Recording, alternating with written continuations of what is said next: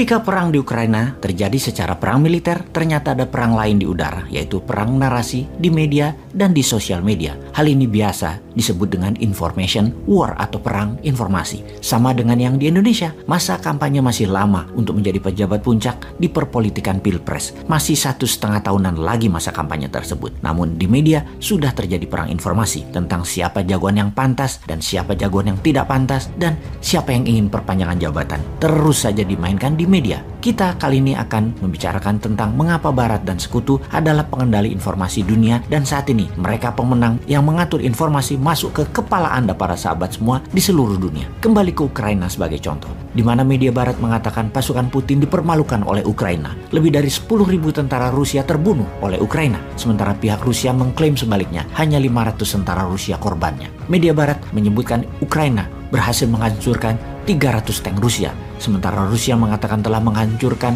900 tank Ukraina. Intinya media Barat menyokong informasi kepada rakyat Ukraina dan dunia bahwa Ukraina berhasil mempertahankan tanah air mereka, sementara Rusia menginformasikan kepada rakyatnya pasukan pembebasan Rusia berhasil menaklukkan sepertiga wilayah timur Ukraina yang membuat tanah air Rusia akan terlindungi dari serangan agresi NATO. Sebenarnya berapa besar korban perang dan tingkat kerusakan yang terjadi selama perang di Ukraina hingga saat ini? Tidak ada yang tahu pasti. Tidak ada wartawan di media perang yang dapat memastikan kejadian yang tepat jumlahnya. Tidak ada observer mandiri yang independen di medan perang saat ini. Kita tidak tahu mana informasi yang difilter, mana informasi yang dimodifikasi, terutama di sosial media. Sosial media itu level playing field-nya berbeda karena sosial media tidak lagi netral. Kita membicarakan big giant raksasa media sosial seperti Twitter, Facebook, Google, Apple, di mana mereka mengambil posisi bersekutu dengan pihak Barat.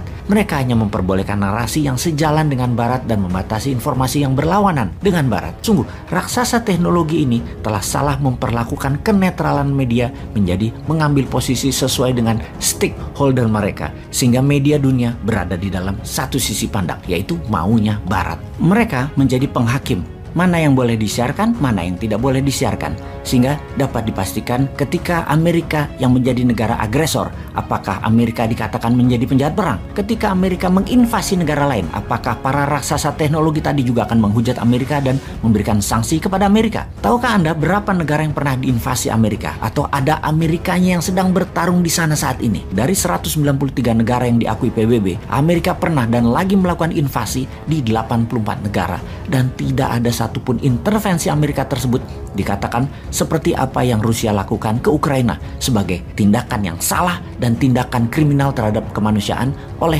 giant tech media tersebut. Yang mau kita katakan kali ini adalah kemunafikan raksasa media ini karena ternyata mereka dibayar untuk memihak. Mereka tidak murni dan ambil posisi ke yang bayar. Yang para raksasa teknologi media tersebut misalnya di tahun 2021 mendapatkan keuntungan yang sangat besar dalam mempromosikan Amerika War on Terror, kampanye anti-teroris dan melabel teroris oleh Amerika kepada dunia, terutama Google, Facebook, Microsoft, dan Amazon. Mereka semua dibayar sekitar 44 billion dolar atau hampir 1/4 APBN Indonesia dari Pentagon dan dari US Homeland Security untuk mendapatkan akses database, penyidikan personal data, hingga penyebaran narasi propaganda. Informasi itu menarget langsung hati dan pikiran dari para pengguna sosial media tersebut. Bayangkan ada 2,7 miliar manusia setiap hari menggunakan Facebook, Instagram, 206 juta manusia menggunakan Twitter setiap harinya misalnya. Dan lihat betapa dahsyatnya efek manipulasi data tersebut di dalam mengendalikan pembicaraan pengguna di sosial media di semua platform raksasa teknologi ini. Para raksasa teknologi informasi tadi saat ini banyak memperkerjakan dan bekerja sama dengan Kementerian Pertahanan Amerika, Departemen Dalam Negeri, Homeland Security, NSA, National Security Agency, dan FBI-nya Departemen Kehakiman Amerika.